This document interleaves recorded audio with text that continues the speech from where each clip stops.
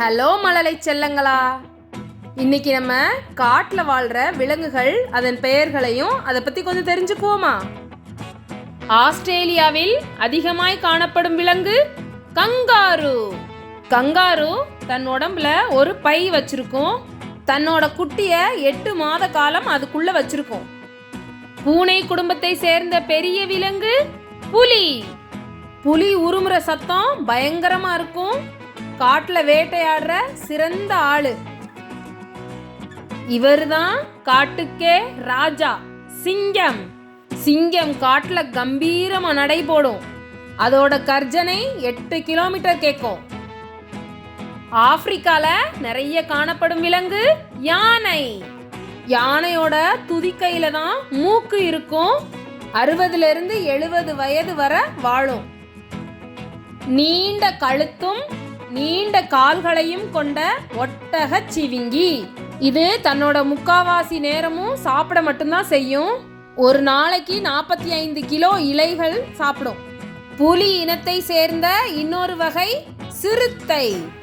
தன்னோட உடலை ரொம்ப ஸ்ட்ராங்கா வச்சிருக்கும். கூர்மையான பார்வையினால் இரவு நேரம் வேட்டையாடும்.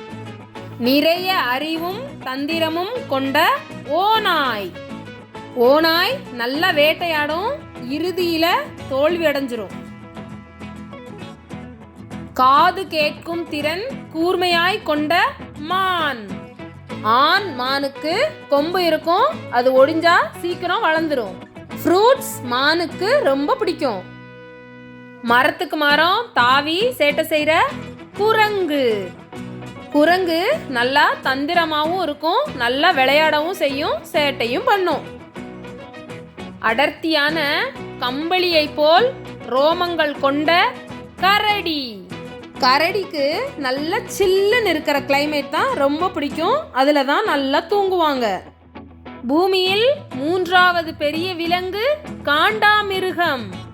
அது உடல் பருமனா இருந்தாலும் எவ்வளோ தண்ணியிலனாலும் நல்லா நீந்தும் தன்மை கொண்டது.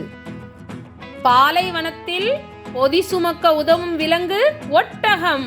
நீரும் உணவும் கொஞ்ச நாள் சாப்பிடாம கூட ஒட்டகம் வாழ முடியும். ஒரு நாளைக்கு 20 கிலோமீட்டர் தூரம் நடக்கும். என்ன குழந்தைகளா, வீடியோ பிடிச்சிருந்ததா? விலங்குகள் பத்தி கொஞ்சம் தெரிஞ்சுக்கிட்டீங்களா? டாடா, சப்ஸ்கிரைப்.